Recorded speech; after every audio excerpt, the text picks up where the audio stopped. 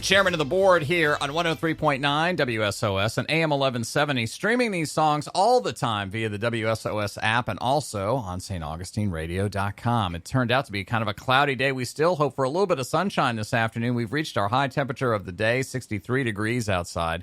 We'll get back down to about 58 tonight, and we'll warm up more tomorrow. We expect to see some more sunshine tomorrow as well. Hey, we're joined here by some very special guests. Scott Grant is here from Steadfast Asset Management, but we're also going to talk to him about history here in Northeast Florida, and we also have Jennifer Price here as well. So, good morning. How are you doing? Great. Thank you for having us. Well, hey, good. Kevin. It's great being here. Well, it is great to have you here. So you have been going around Northeast Florida giving some very interesting talks about, and we'll get to 1964 in a moment, but about the start of World War II and German submarines that were right off of our coast, correct? Correct, yeah. There was a big submarine attack off Jacksonville Beach, and the commander of that submarine had his sub right off St. Augustine on April 10th, 1942. In fact, in broad daylight, he was patrolling less than a mile off the coast. So would that have been legal back then, or was that a reason for cause and alarm? I mean, did people think that he was going to attack the coast? I mean, what was the feeling on the ground back then? Well, I mean, legal is a tough question. We were at war. Right. Germany and the United States are at war. So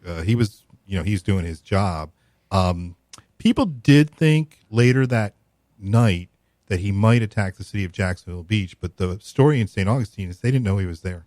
Oh, wow. Okay. So why do you think he was there? Just surveillance, just to try to determine what our state of readiness was? I mean, what would have been his mission from the German perspective? His mission was to come here and sink American merchant ships. Okay. He specifically was off the coast of St. Augustine, I believe, because he wanted to sink a ship within sight of the shore. That's like a tongue twister. Right, okay. And the goal being there, almost sort of the goal of terrorism, right? To just sort of strike some fear and make Americans maybe think, gosh, do we really want to get involved in this kind of a war?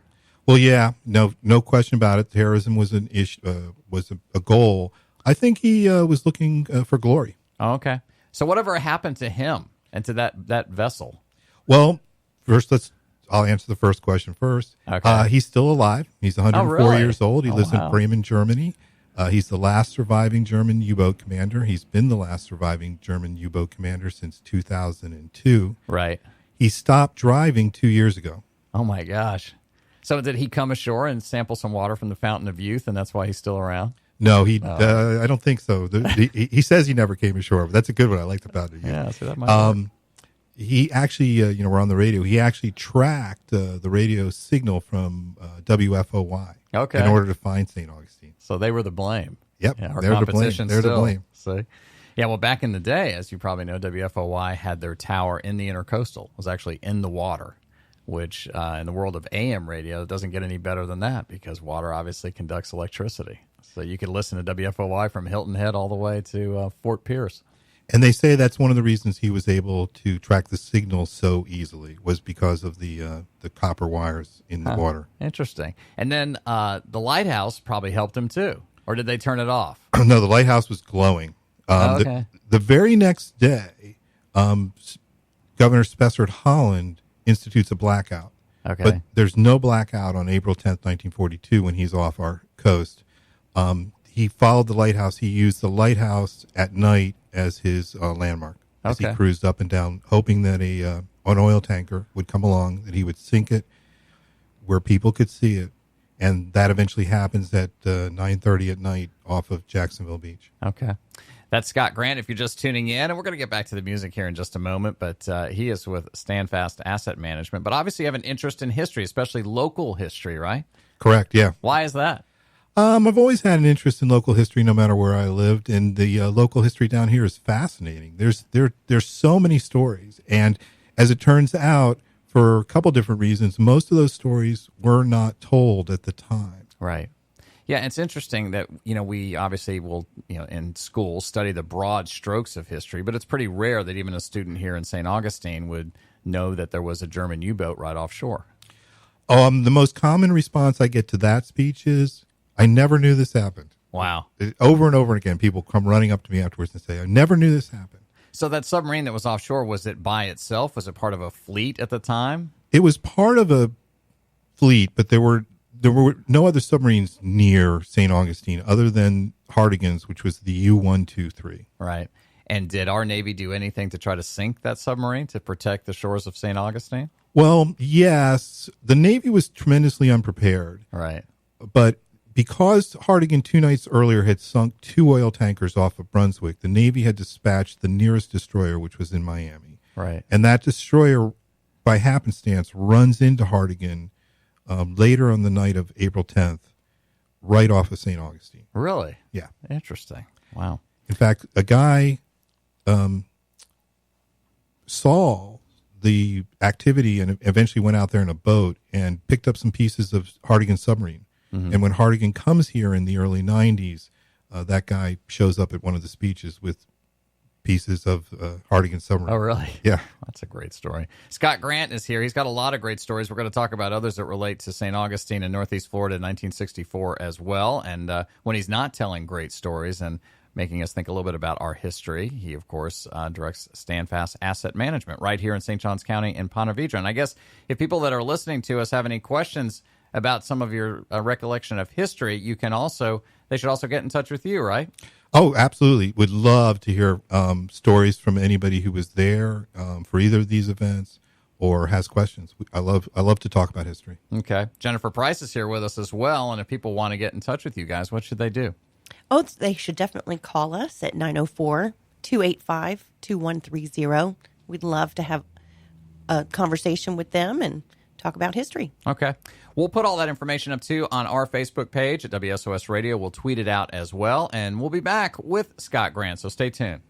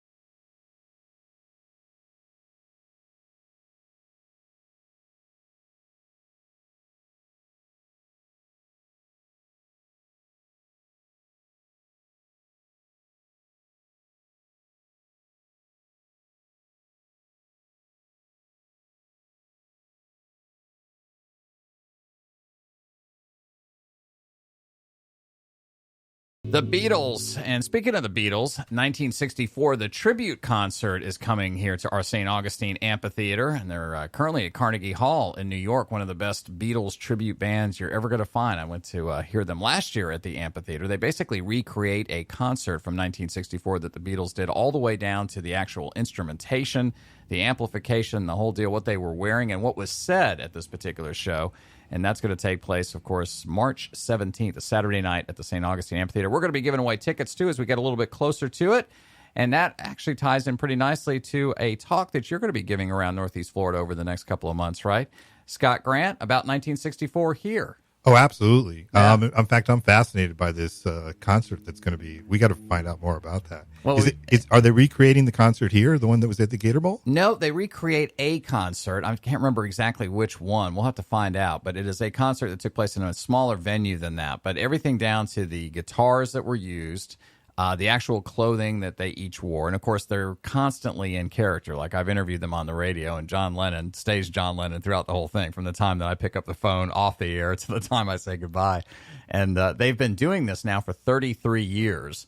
So I find it interesting that you have a tribute band that's been together, 5 times longer than the Beatles were actually together. So they know the Beatles better than the Beatles know the Beatles. Well, that sounds absolutely fascinating. Yeah, and I guess in many ways would be hard to recreate the Gator Bowl show unless we did it immediately after a hurricane. Right. So that's amazing. So, yeah, tell us about that. So the Beatles come to Jacksonville, and ironically, I just learned this from Scott off the air, their only ever Florida concert.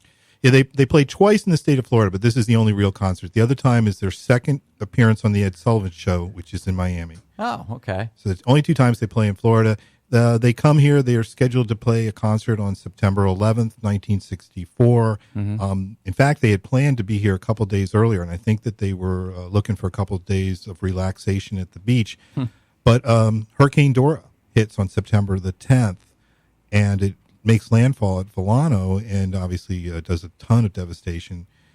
And because of that, the Beatles don't show up until a couple hours before the show at the Gator Bowl on the night of September 11th. The winds are still blowing so wildly that they need to nail Ringo Starr's drum kit to the stage. That's amazing. Keep it from blowing away. In pictures, you can see their hair. They had the long hair. Right. And blowing all over the place. You know, what's funny about that is in today's day and age, there's no way that concert would have probably gone on. No. And in fact, at the time, a lot of people in Jacksonville thought it should be canceled. Right. A lot of the older people didn't want the Beatles to come to begin with. Right. They became less enthusiastic about the Beatles coming when the Beatles insisted that the Gator Bowl be desegregated for the show. And then, of course, when the hurricane hits, the editorials at the time are pretty scathing. Wow. So that ends up being an integrated concert with blacks and whites together seeing the Beatles in 1964. First integrated event in Gator Bowl history. Wow. So prior to that, even the football games, except for maybe the players on the field, would have been segregated. Yep, absolutely. Wow. Once again, we're spending time with Scott Grant, and he tells some great stories, of course, about life here in Northeast Florida, our historical past. We have a very rich history. I'm sure every part of the country feels that way, but there is an interesting and very rich history here, I guess, because of the fact that we're so close to the sea, because we are, we go back to colonial times as well. There's a lot of things to focus on, right? Oh, exactly. There's a ton of history here. I mean, this is the first city in North America. Yeah. Yeah, let's focus a little bit on 1964, very important year. For no other reason, it's the year I was born. But here in St. Augustine, we played a pretty key role in the civil rights movement, didn't we? Absolutely. This is in the summer of 64, again, St. Augustine becomes the epicenter of the civil rights movement. And a number of iconic figures show up here, including Martin Luther King and Andrew Young. We still have Andrew Young's Young Crossing. And for the entire summer, there's a lot of protesting and counter-protesting. The Klan, the NAACP, Martin Luther King later on with the Southern Christian Leadership Conference. All of these organizations are marching in downtown St. Augustine around the plaza that we now call Plaza de la Constitución. In 1964, they referred to that as Slave Market Square. Wow. And, of course, everyone here, whether they have the exact, have the facts exact or not, know of the pouring of the acid in the particular hotel that people around the country know, especially if they're at all interested in the civil rights movement, right? Exactly. And in my opinion, that is or certainly one of the most iconic pictures that comes out of the civil rights movement. Jimmy Brock pouring the muriatic acid into the pool. That picture is published worldwide. Right. Except here. Right. So that was done, if we can go back in time to that, of course, that was done at the Bayview Hotel, I believe, right? No, it's the Monson Motor Inn. The Monson Motor Inn, okay.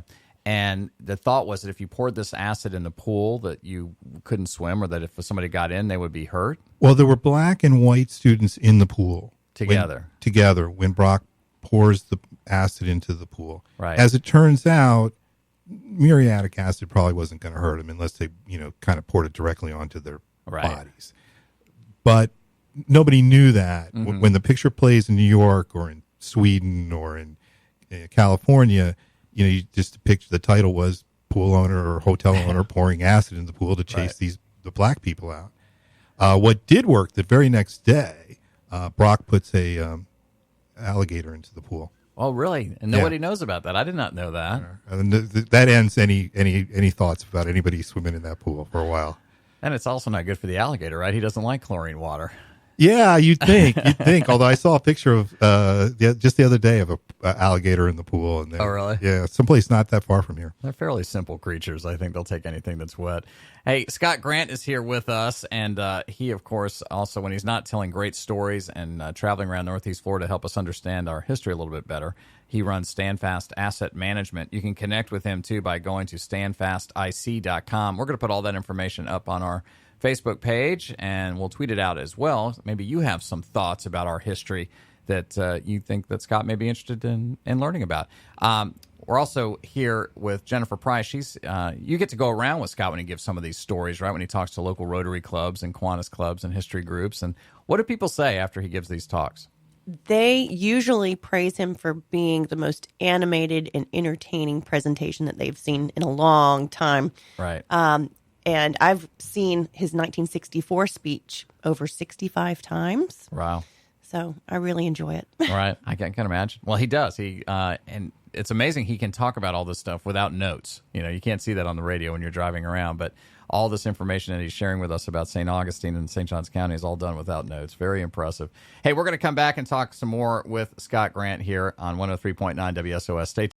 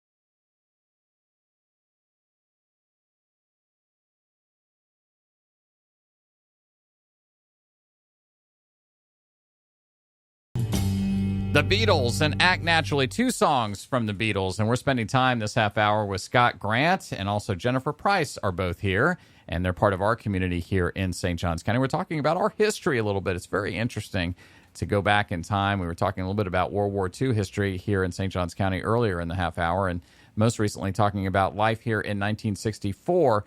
If you were to have been in St. Augustine in 1964, or Jacksonville for that matter, this was a fairly segregated environment, right, Scott? Oh, absolutely. In the summer of 64, and it might have been a bit of hyperbole, Martin Luther King described St. Augustine as being the most segregated city in America. Wow. And even today, I mean, that sort of carries to today, right? I mean, here you have a southern city and a county in the south, St. Johns County, that's still 93% white. Yeah. And that's a kind of a different kind of segregation, but absolutely, yes, we still are, and there's still, we're still fighting the Civil War down here. We were fighting it in 1964, and to a certain extent, we're still fighting it. There's a lot of controversy over the monuments. Yeah. Exactly. There was a meeting yesterday of the St. Augustine new city government monument commission as to what they're going to do to better explain the Confederate monument that's downtown. And, of course, the University of Florida has a Confederate war general that's buried on the square downtown as well. But he also served in the Union Army, which kind of illustrates the complexity of history, right? Yeah, exactly. And one of the things we've noticed, from the footage that we have from 1964 and the footage we see today is the similarity. Mm-hmm. The "Don't Tread on Me" flags, the Confederate flags, the opposition using kind of the same language, both sides using a lot of the same language. But yet we have made progress by a lot of different measurements, right? Oh, no question. Absolutely. Yeah. And we've made a tremendous progress. And civilization always advances. Mm-hmm. That's a quote from FDR's final inaugural address. Civilization always advances. It's not linear. Mm-hmm. It's more like a drunk stumbling down a sidewalk. Mm-hmm. But civilization always advances.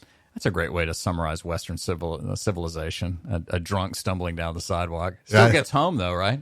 Yes. It gets, and you get where you're headed. Yeah. Scott Grant is here with us, and when he's not talking about history here in Northeast Florida, of course, he directs Standfast Asset Management. And you guys do what?